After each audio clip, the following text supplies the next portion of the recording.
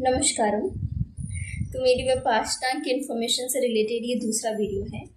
पहले वीडियो में मैंने ये बताया था कि ऑनलाइन एप्लीकेशन फॉर्म कैसे फिल करना होता है और वहाँ पे साथ क्या क्या लेकर जाए। इन दिस वीडियो हम बात करेंगे कि वहाँ जाने के बाद क्या प्रोसेस होते हैं और वहाँ के क्या रूल्स होते हैं। तो मेरे साथ जब मैं गई थी 10 ईयर शिविर में, तो जब मेरे साथ क्या क्या हुआ था मैं वो सब बताऊंगी, और आई थिंक शायद सभी सेंटर पर ये सेम ही होता होगा। तो सबसे पहले हमको पहुंचते ही ऑफिस एरिया में पहुंचना होता है, जहाँ पे आपकी कुछ बेसिक एंट्रीज होती है। अच्छा, आप कंफर्म हो चुके हैं इस कोर्स के लिए, तो एक कंफर्मेशन के बाद आपको एक पूरा मैंने बताया था ना, एज ए प्रवेश पत्र करके फॉर्मेट मिलता है पूरा, उसकी हार्ड कॉपी प्रिंट निकलवा के आपको साथ रखनी है। उसके साथ ही आप आधार मतलब आईडी प्रूफ की भी फोटोकॉपी अपने साथ रख सकते हैं। वो मांगी सेंटर पर डिपेंड करता है, अगर वो मांगते हैं तो आप आईडी प्रूफ की फोटोकॉपी भी प्रोवाइड कर सकते हैं, अदरवाइज आप ओरिजिनल भी शो कर सकते हैं। वो सेंटर पर डिपेंड करता है कि वो आपसे क्या मांगते हैं। और उसकी हार्ड कॉपी आपको अपने साथ ही रखनी है, जिसमें आपका फ़ोटो होगा, आपकी इन्फॉर्मेशन होगी, आपको कुछ मेडिकल इशू है या नहीं है, आप किसी प्रकार से नशे की, जैसे कि जो भी इन्फॉर्मेशन क्वेश्चन आंसर वहाँ पे होते हैं कि आप ड्रग एडिक्ट्स है, आपको कोई मानसिक बीमारी है, कुछ भी किसी या आपको शारीरिक बीमारी है, किसी भी, या प्रेग्नेंट है हो या नहीं हो, वो सारी इन्फॉर्मेशन जो होती है उसकी एक प्रिंट निकलवा के आपको अपने साथ रखनी है, वो वहाँ पे जमा होगी। और फिर उसी दिन उसी वक्त आपको की रूम भी अलॉट हो जाएंगे, और आपको कुछ इस तरह की जैसे कि ये येलो में है, हो सकता है इसका कलर चेंज हो जाए आपको ब्लू में। जैसे कि मैंने जब मैं गई थी उससे पहले जो मैंने ब्लॉग देखा था, उस भैया के पास आई थिंक शायद ब्लू कलर का था, तो कलर में भी चेंज हो जाएगा, बट इस तरह से आपको प्रोवाइड होता है। और डिफरेंट सेंटर पर कुछ डिफरेंट टाइप के हो सकते हैं। तो हाँ, यहाँ पर आप लिखा हुआ होता है कि आपको रूम कैसा मिलता है। जैसे मुझे E3 रूम मिला था, ई ब्लॉक के अंदर 3 नंबर का रूम जो था वो मुझे अलॉट हुआ था। तो जाते ही आपको रूम अलॉट हो जाएगा। आप वहाँ से बेडशीट और चद्दर वगैरह के लेकर के ऑफिस एरिया से हम अपने अपने अपने रूम में गए थे। और फिर वहाँ पर सबसे जाते ही आप अपना भोजन कर सकते हैं, आराम से अपना सामान जमा सकते हैं। अच्छा, तो सबसे पहले मैं अपने रूम में पहुंची, और रूम तो जैसे ही मैंने खोला, आई एम सरप्राइज, क्योंकि वो इतना नीट और क्लीन था। Room area, latter bath area, all are neat and clean, totally बिल्कुल भी। लेकिन मेरी ऐसे आदत रहती है कि जैसे कि मैं घर में भी अपने, जैसे ही कई बार से आती हूँ और अपने रूम में प्रवेश करती हूँ, तो मेरा रूल्स होता है कि सबसे पहले उसका झाड़ू निकालूंगी, पोछा करूँगी, उसके बाद वहाँ बैठूंगी।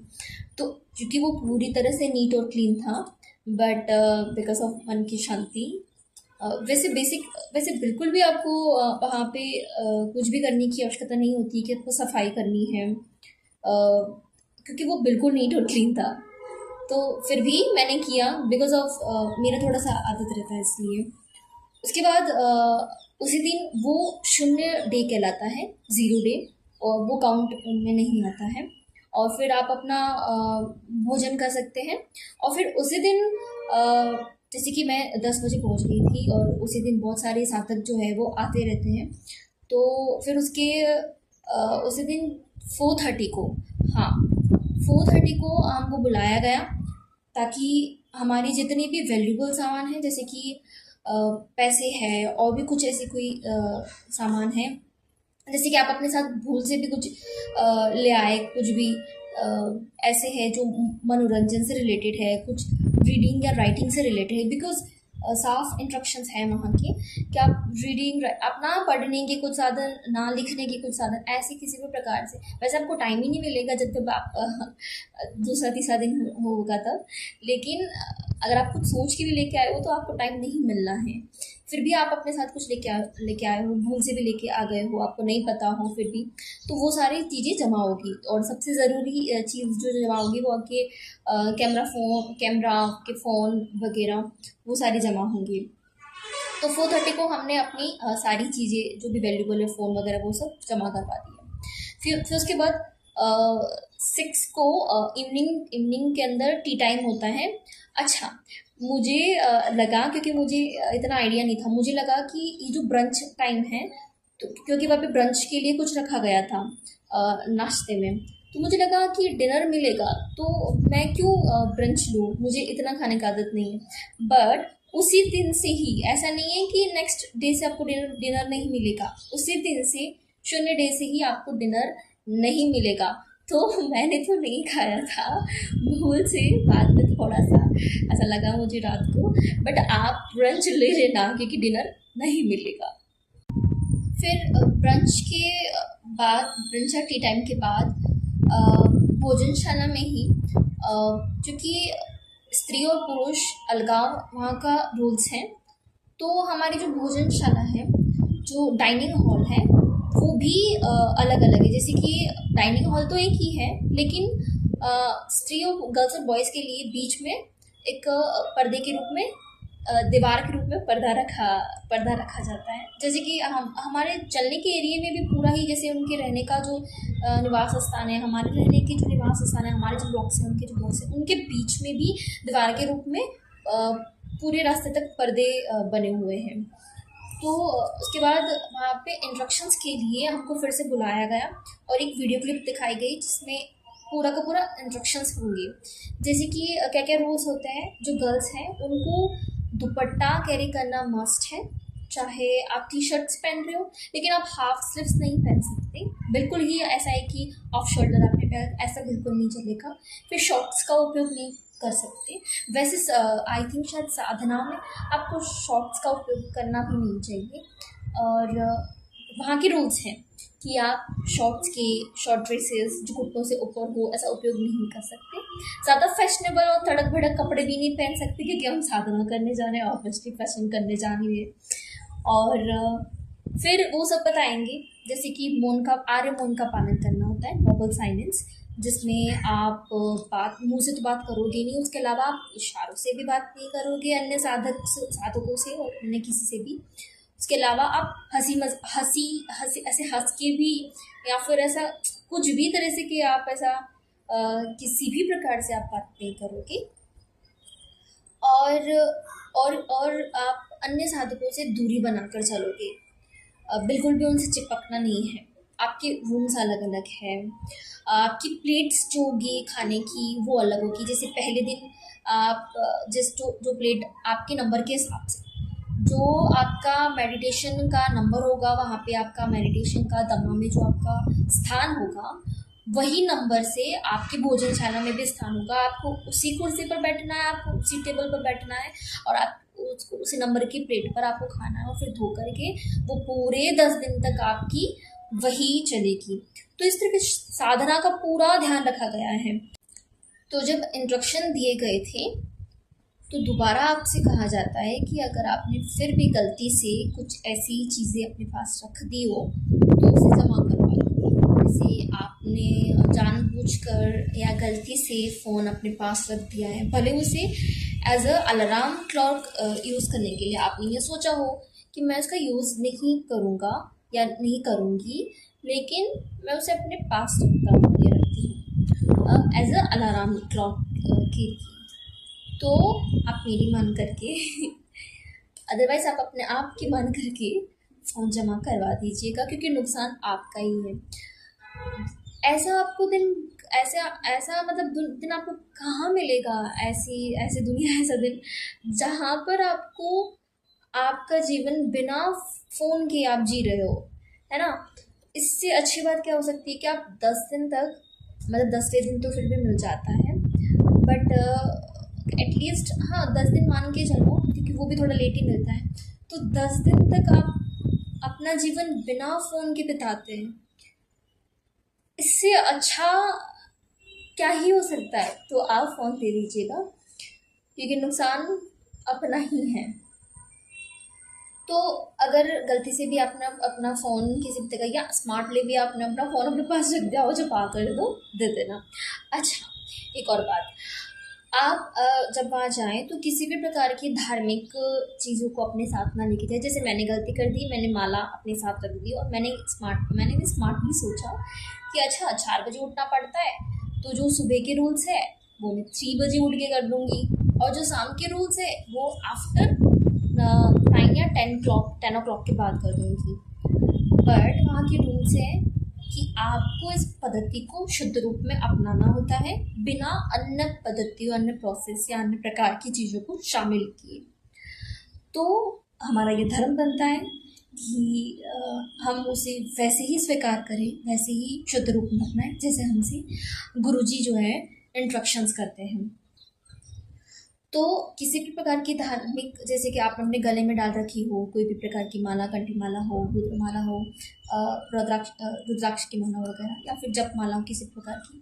अच्छा, उसके अलावा आपने जैसे मौली बांध रखी हो यहाँ पर कहीं पर भी, तो हो आप अच्छा हो आप अपने घर से ही खोल के जाएं, अदरवाइज वहाँ पर भी खोल के रख के आप अपने बैग में डालना चाहे तो डाल सकते हैं। लेकिन आप बिल्कुल सोच के जाए कि आपको किसी भी प्रकार की धार्मिक चीज़ों का वहाँ पे उपयोग नहीं करना है, ना अपने साथ लेके जाना है। ये रूल्स है। अच्छा, जब इंस्ट्रक्शंस दिए जाते हैं, पूरी क्लिप बताई जाती है आपको, टीचर्स के द्वारा वो आपको इंस्ट्रक्शन देते हैं, तब ये सब रूल्स तो होते ही है। जैसे कि आपको स्त्री पुरुष अलगाव का ध्यान रखना है। अगर आप हस्बैंड एंड वाइफ साथ में जा रहे हैं तब भी आप दूरी बनाकर चलोगे, आप आपस में बात नहीं करोगे, आर्यमन का पालन करोगे। उसके अलावा आप किसी भी प्रकार की नशे का उपयोग नहीं कर सकते और आपको ब्रह्मचार्य का पालन करना पड़ता है। अच्छा, ब्रह्मचार्य का मतलब बहुत बहुत बहुत विस्तृत है, बट यूजुअली हम ब्रह्मचार्य को सिर्फ यही मानते हैं कि सेक्सुअल एक्टिविटी। नो, ब्रह्मचार्य का सीधा सीधा मतलब तो ये होता है कि वो सारे काम, वो सारे रास्ते जो आपको आपके परमात्मा, आपको आपके ब्रह्म से जोड़ता है, उसके लिए आपको जो जो कुछ भी करना पड़ता है वो उसकी पालना करनी पड़ती है, उसको कहते हैं ब्रह्मचर्य। बट उसका मेजर हम सेक्सुअल एक्टिविटी से रिलेटेड मानते हैं, तो ठीक है, तो ब्रह्मचर्य का पालन करना पड़ता है। इसका मतलब कि देखो, सेक्सुअल एक्टिविटीज़ तो वहाँ हो ही नहीं सकती, क्योंकि एक तो आप साधना करते हो, ऊपर से स्त्री और पुरुष पूर्णतया अलगाव है, तो ऐसा तो कभी साधना स्तर पर हो ही नहीं सकता, चाहे आप हस्बैंड वाइफ ही हो। और उसके अलावा आप हस्त में तुम जो होता है वो भी अलाउ नहीं है, तो वो सब भी आप नहीं कर सकते, चाहे आप स्त्री हो या चाहे आप पुरुष हो। तो आप अगर आपको ऐसी कुछ आदत है भोलेनाथ, तो आप प्रिपेयर होकर जाएं, इट्स ओके, बट आप प्रिपेयर होकर जाएं कि आपको 10 दिन तक इन सब एक्टिविटीज़ में नहीं पड़ना है, और ये पूरा आप करके जाए। अदरवाइज आप जो भी ऊर्जा कलेक्ट करोगे फिर आप एनर्जी वेस्ट कर दोगे, फिर क्या ही मतलब, आप क्या ही फ़ायदा होना है फिर। अच्छा, तो विपासना जो है वो एक पिकनिक का स्थान नहीं है। आप कुछ भी सोच के जा सकते हैं, आप मैं भी एक्सप्लोर करने के लिए गई थी, बट जब जाकर आई तो मुझे पता चला कि वो एक शुद्ध तपस्थली है, एक कड़ी मेहनत करने का जो स्थान होता है ना, कड़ा तप, ये वो है। विपासना का जो है वो मज़े करने का पिकनिक स्थल वाला ऐसा नहीं है। इसको ध्यान से समझोगे तो, उसमें उतरोगे तो आपको ये समझ में आएगा कि शुद्ध तपस्थली है, बहुत बहुत बहुत शुद्ध तपस्थली है ये। मैं वहाँ जब घर लौटी तो मुझे समझ में आया, और आप अच्छे से उस रूल्स का पालन करोगे, आपको बहुत कुछ मिलेगा, बहुत कुछ मिलेगा। अच्छा, आपका ब्रंच हो गया, टी टाइम हो गया, उसके बाद आपको इंस्ट्रक्शंस दे दिए, आपने अपनी सारी वैल्यूबल चीज़ें जमा करवा दी।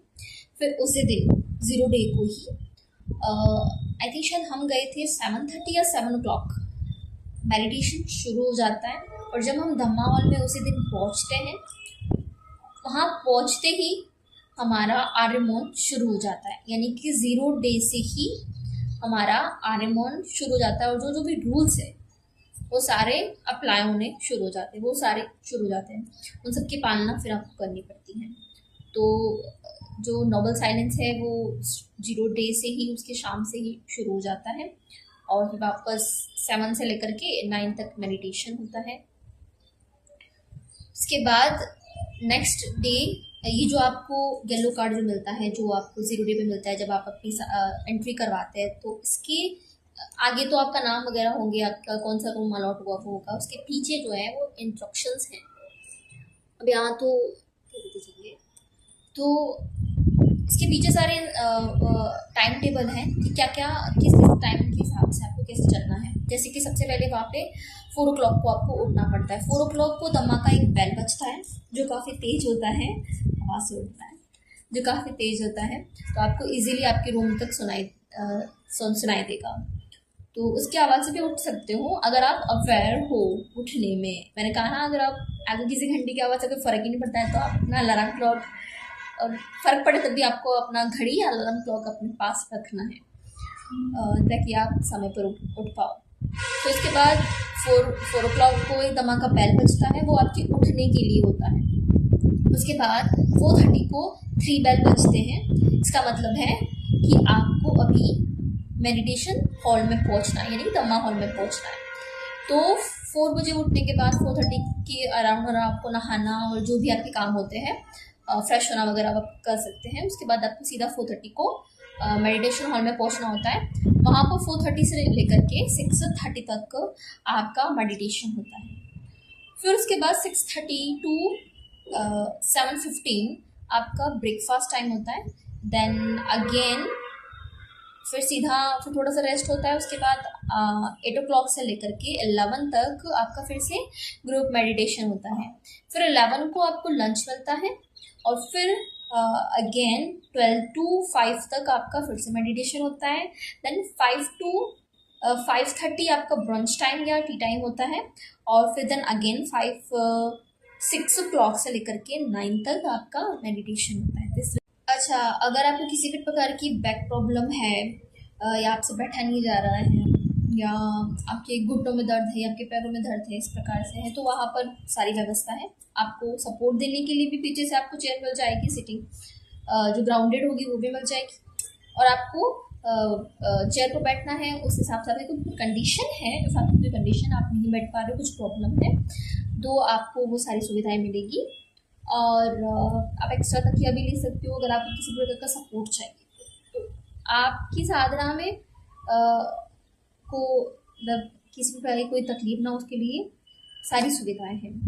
फिर मेडिटेशन हॉल में जो आपको आपके नंबर अलॉट होंगे, उसी नंबर से मैंने बताया कि आपको भोजनशाला में भी वही नंबर होंगे, तो उसी नंबर की चेयर पर आपको बैठना है, उसी नंबर की प्लेट में आपको खाना है, उसी नंबर की प्लेट उसी नंबर की टेबल पर आपको बैठना है। भोजन की बात करें तो आपको क्या बोलते हैं, ब्रेकफास्ट मिलेगा, उसके बाद लंच मिलेगा 11 को, और डिनर नहीं मिलेगा। ब्रंच टाइम होगा, टी टाइम। और ऐसे रूल्स हैं कि जो नए साधक है और पुराने साधक है, इसको लेकर के थोड़ा सा है फ्रूट्स का और एक ऐसे कुछ, तो क्योंकि उनकी साधना को, जैसे पुराने साधक है, उनकी साधना को और भी ज़्यादा कड़ा कर दिया जाता है। तो ऐसा रूल्स है कि इवनिंग के टाइम पर पुराने साधकों को सिर्फ नींबू पानी का ही रूल्स होता है। बट अगर कुछ ऐसा हल्का फुल्का वहाँ पे रखा होता है तो आप ऐसा कुछ नहीं, आप ले सकते हैं, इतनी थोड़ी सी छूट होती है। तो आप अगर पुराने साधक है तो आप चाहे तो सिर्फ नींबू पानी से अपनी साधना को और भी ज़्यादा कठोर कर सकते हैं। अदरवाइज आई थिंक शायद आप हल्का फुल्का आपको मिल जाएगा, लेकिन डिनर किसी को नहीं मिलता। अच्छा, मैंने आपको बताया था कि अगर आप कोई चीज़ें भूल जाए तो आप मंगवा सकते हैं। तो कैसे मंगवाए, घर से थोड़ी मंगवाएंगे, तो उसके लिए एक रूल्स होता है भोजनशाला के अंदर ही। चूँकि आपको किसी से बात तो करनी नहीं होती है, अच्छा बात करनी नहीं होती है, लेकिन आप सेविका से बात कर सकते हैं इफ़ आपको कोई प्रॉब्लम है तो ही। और आचार्य जी से तो हम आचार्य जी भी जब हमें बुलाते हैं, कुछ मेडिटेशन से रिलेटेड कुछ प्रॉब्लम होते हैं, हमें पूछते हैं, तो हम उनसे बात कर सकते हैं। इस प्रकार से हम बात कर सकते हैं। इसके अलावा हम किसी भी प्रकार से किसी से कुछ भी बात नहीं कर सकते। तो हमें कुछ भी प्रॉब्लम होती है तो हम या तो सेविका जी से बोल सकते हैं, और आचार्य जी से हम मेडिटेशन से रिलेटेड प्रॉब्लम्स बता सकते हैं। अच्छा, आपको सामान मंगवाना है तो भोजनशाला के अंदर ही एक स्लिप होगी, उसको आप अपना रूम नंबर लिख करके उसको स्लिप उसमें लिखना है कि आपको कौन सी चीज़ भूल गई है, तो वो आप मंगवा सकते हैं। और ये जो है रूल्स आई थिंक शायद 3 दिन के अंदर अंदर अब ही आपको अपनी सारी चीज़ें मंगवानी चाहिए। तो ये ऐसे स्लिप होगी, जिसमें आपको आपका रूम नंबर लिखना है और आपको वो चीज़ें लिखनी है जो आप भूल गए हैं, तो आप ये मंगवा सकते हैं। अच्छा, ये जो चीज़ आप मंगवाओगे ना, तो इसका जो चार्ज होगा वो आप जब वापस आपका जब साधना पूरी हो जाए, 10 दिन पूरी हो जाए, और जब आप वहाँ से मतलब आप वहाँ से निकलो, तब आप इसकी जो भी उसके पेमेंट होते हैं वो आपको जमा करवा के जाना होता है। तो इस तरह से आप अपने ये सामान मंगवा सकते हैं। जो भोजनशाला के अंदर ही होता है, आपको कुछ नहीं होता है, आपको सिर्फ वहाँ पे पेन भी रखी हुई होगी, वहाँ पे ऐसा पूरा बुक है उसकी स्लिप की, वो रखा हुआ होगा। आपको अपना नाम, हाँ नाम, और आपको रूम नंबर लिखना है, और फिर आपको जो जो सामान है जो मंगवाना है वो लिख सकते हैं। और फिर नेक्स्ट टाइम आप जब आओगे अगले दिन, तो सीधा आपको जो सामान मंगवाया वो आपकी स्लिप के साथ वो सामान आपको वहीं मिल जाएगा। तो आपको किसी से कोई बात करने की ज़रूरत नहीं है। आपकी स्लिप जिस सामान के ऊपर रखी है वो आपका सामान आप उठा करके अपने साथ ले जाओ। ठीक है। उसके अलावा आपको आपकी प्लेट खुद ही धोनी होती है, और वहाँ पर सारी व्यवस्थाएं होती हैं कि आप अपनी प्लेट धो करके वापस अपनी टेबल पर उसको रख करके फिर आप वहाँ से भोजनशाला से जा सकते हैं।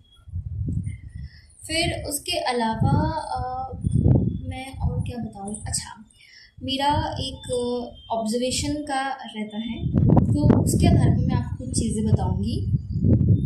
जैसे कि आप मेडिटेशन हॉल में बैठते हैं, आपको बोलना नहीं होता है 10 दिन किसी से भी, आप रूम में अकेले होते हैं, और आपको आंखें बंद करके आप कुछ नहीं कर रहे हो, भले उसकी प्रोसेस को पूरा डीपली नहीं उतर रहे, लेकिन आप आंखें बंद करके आप बैठे हो, आप आस पास किसी से बात नहीं कर सकते। तो ऐसे में क्या होता है कि आपके कुछ सप्रेस्ड इमोशंस बाहर आते हैं, जो बहुत नॉर्मल है। आपके चाइल्डहुड ट्रॉमास आ सकते हैं, आपको एक हार्ट ब्रेक हुआ है तो वो आ सकता है। मेरी बात करूँ तो मेरे पास बहुत सारी प्रॉब्लम और समस्या है, पर पता नहीं क्यों भोलेनाथ मुझे कुछ कुछ आया ही नहीं, कुछ रोना आया ही नहीं, कुछ हुआ ही नहीं। तो बट हाँ, जो भी मैंने ऑब्जर्व किया और उसके आधार पर मैं बता रही हूँ, ताकि इससे क्या होता है कि आपको रोना आ सकता है, आपके सारे इमोशंस जो हैं वो बाहर, तो आपको घबराना नहीं है, अच्छा होता है, रिलीजिंग हो रही है उसकी, आपको रोना भी आना ना तो बेस्ट है। क्योंकि आपकी जो भी आप आँख बंद करके ध्यान में बैठे तो ऑब्वियसली आपके विचार तो आपके दिमाग में आएंगे, और वो विचार तो किसी भी आ सकते हैं। और अच्छा है कि आपको पुराने दर्द के विचार आ रहे हैं, ताकि वो सब आपके आंखों के द्वारा, आपके आंसुओं के द्वारा बह करके बाहर चले जाएंगे, आपको रिलीफ मिलेगी। और ये लगातार भी हो सकता है, बट इट्स ओके, होने दो, वो जैसा होता है उसको होने दो। तो अगर आपका किसी से बहुत गहरा लगाव है, अटैचमेंट है, आपके पेरेंट्स से हो सकता है, आपके भाई बहन से हो सकता है, आपके दोस्त से हो सकता है, आपकी किसी भी रिश्ते से हो सकता है, तो ये तो बहुत ही स्वाभाविक सी बात है कि इमोशन ट्रेवल करेंगे ही। आप यहाँ से याद करोगे, वो कोई और वहाँ से आपको याद करेगा, तो इमोशन तो ट्रैवल करेंगे ही। तो हो सकता है आपको उनकी बहुत याद आए, आपको रोना भी आए, ये सब भी हो सकता है। तो इट्स ओके, आप फिर भी डटे रहे, याद आना कोई नॉर्मल बात है। फिर इसके अलावा अच्छा, मैं आपको एक ये बता सकती हूँ, एक छोटी सी टिप्स दे सकती हूँ कि जब शून्य डे हो तब आप किसी से बात ना करें, और शून्य डे को जैसे आप पहुँच जाए ना, तो आपको बिल्कुल भी आपको किसी से बात नहीं, फैमिली से या उस व्यक्ति से तो बिल्कुल भी नहीं बात करनी है जो इससे आप बहुत ज़्यादा कनेक्टेड हैं। ऐसा मुझे लगता है, आपकी अलग थ्योरी हो सकती है।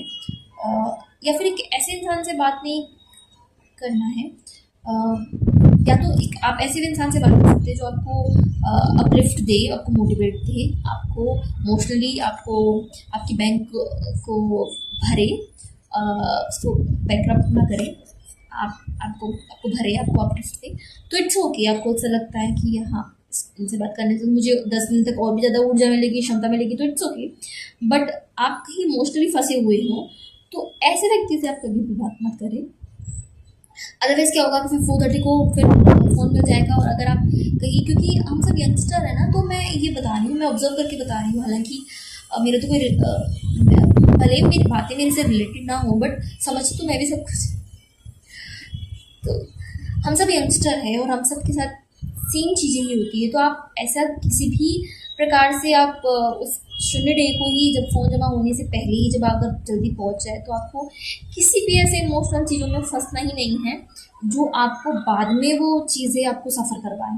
क्योंकि क्या होता है कि फिर हो सकता है आप किसी ऐसे इमोशनली अनअवेलेबल व्यक्ति से बात कर लेते, तो फिर हो सकता है उस समय वो बात ना करें और फिर टाइम भी निकल जाए और आपके दिमाग में ये रहे कि अभी अच्छा अभी उसने अभी कॉल किया होगा, अभी उसने अभी कॉल किया। तो ऐसा ऐसा ऐसा ऐसा कुछ मत करना। ये मैं आपको टिप्स दे रही हूँ, ये मैं ऑब्जर्वेशन के हिसाब से बता रही हूँ। तो ऐसा मत करना। शून्य डे को ही आपको आपको शून्य डे को ही अपनी साधना समझनी है और हो सकता है तो किसी से बात नहीं करनी है। सारी वार्तालाप 10वें दिन, जैसे कि मैंने शून्य डे को किसी से बात नहीं, किसी को हाय हेलो नहीं किया था।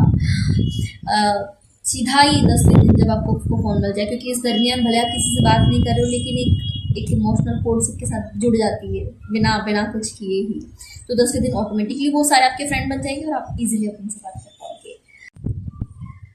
तो पूरे 10 दिन आपकी आर्मोन के साथ यात्रा होती है, जिसमें आप अकेले रहते हैं, किसी से बात नहीं करते, सबसे दूरी बनाए रखते हैं। और फिर उसके बाद जब आपका पूरा 10 दिन की यात्रा पूरी हो जाती है तो 11वां दिवस जो होता है, जहाँ पर समापन 11वें दिन समापन होता है मेडिटेशन के बाद 4:30 से 6:30 वाले मेडिटेशन के बाद आफ्टर फिर ब्रेकफास्ट शिविर का समापन होता है और फिर आप अपने अपने गंतव्य स्थल तक आप अपने अपने अपने घर को चले जा सकते हैं। तो 11वें दिन आपको एक ऐसा फीडबैक वाला मिलेगा पेपर, जिसपे जहाँ पर आपको आपके एक्सपीरियंस शेयर करने होते हैं और आपको कुछ सुझाव देने होते हैं, तो आप शेयर कर सकते हैं। अच्छा, मैंने बहुत ट्राई किया कि अपने एक्सपीरियंस लिखूं और मुझे एक कुछ बात थोड़ी सी मुझे कुछ हुआ था, तो मुझे वो सुझाव के तौर पे मुझे लिखना भी था। बट गुरुजी ने पूरे प्रवचन में यही बताया है कि कुछ अच्छा होता है तो भी अनित्य, कुछ बुरा होता है तो भी अनित्य। तो 10 दिन तक आप उस भावों से पूरे भरे हुए होते हैं। तो लिखना बहुत था, मैंने बहुत कोशिश की, तो मैं लिख ही नहीं पाई क्योंकि मैं उस भावों से भरी हुई थी कि अच्छा और बुरा दोनों ही अनित्य। मतलब पूरी रात भर सोचा ये लिखने के लिए, जो भी था सुझाव के तौर पर लिखना वो भी और एक्सपीरियंस के तौर पर लिखना वो भी। पूरी रात सोचा, बट मैं नहीं लिख पाई और यही मन हो रहा था कि यही लिख दूँ यहाँ पे कि साधु साधु साधु, इसका मतलब होता है, साधु का अर्थ होता है अच्छा अच्छा अच्छा, सब कुछ अच्छा। बट मैंने कहा सिर्फ ये एक ही शब्द लिख करके इनको दूँगी तो फिर वो क्या ही करेंगे, इसलिए मैंने कहा कि छुपके से उसको मैंने अपने बैग पर डाल दिया। मैंने ये वाला सॉरी, बट मैं लिख ही नहीं पाई क्योंकि मैं गुरुजी के भावों से भरी हूँ। सुबह तक मैंने महसूस किया, तो फिर मैं उसको लिख ही नहीं गया। रात को बहुत सोचा कि हाँ मैं ये लिखूँगी, बट मैं फिर लिख ही नहीं पाई। तो मैंने इसको आपके पास आकर के फिर बैग में डाल दिया और अभी भी ये मेरे पास ही है, तो मैं इसको नहीं लिख पाई क्योंकि बाकी सब तो ठीक है, लेकिन जो एस.एन. गोयनका जी सर है और उनकी जो वाइफ, हम कितने भी फैसिनेटिंग वर्ड्स यूज़ करते हैं ना, स्टार सीड्स, फ्लेम, स्पिरिचुअल, कैसे होते हैं। जब मैं उन दोनों को देखती हूँ ना तो तुरंत ऐसा लगता है कि यही है, नहीं देख सकते। और मुझे लगता है कि इनसे भी ऊपर वाले कुछ फैसिनेटिंग वर्ड, कुछ कॉन्सेप्ट हो तो लाओ इनके लिए। अच्छा, इन 2 वीडियोस के अंदर मैंने जो भी बातें बताई हैं वो तो ऊपरी बातें हैं, यानी कि विपासना मेडिटेशन सेंटर से रिलेटेड की बातें हैं। तो और भी बहुत सारी डीपली बातें तो बहुत सारी बाकी है, इन्फॉर्मेशन बहुत सारी बाकी है। या फिर मतलब विपासना की तो मैंने बात ही नहीं की, उसके बारे में तो मैंने एक शब्द भी नहीं बोला। ये जो कुछ भी इन्फॉर्मेशन दी है वो मैंने सेंटर के बारे में इन्फॉर्मेशन दी है। तो अगर कोई साधक इस वीडियो को देखता है और ये तो साधक की जिज्ञासा पर ही डिपेंड करता है कि उसे उसकी जिज्ञासा की जो प्रश्न होंगे, तो अगर कोई साधक देखता है तो उसे कुछ जिज्ञासा होती है विपासना के बारे में डीपली जानने के लिए, और तो फिर वो कमेंट कर सकता है, फिर अपने वीडियो के थ्रू ही मैं उसका आंसर कर पाऊँगी। बाकी सेंटर के बारे में मैं जितनी भी इंफॉर्मेशन प्रोवाइड कर सकती थी, ऐसी शायद थोड़ी बहुत और भी रही होगी, बट जितनी मेजर बातें हैं वो मैंने सारी बता दी हैं। इसके अलावा भी आपको कुछ क्वेश्चंस रहता है सेंटर के बारे में भी, तभी आप कमेंट कर सकते हैं, मैं उसको वीडियो के थ्रू उसको आंसर कर पाऊँगी। नमस्कार।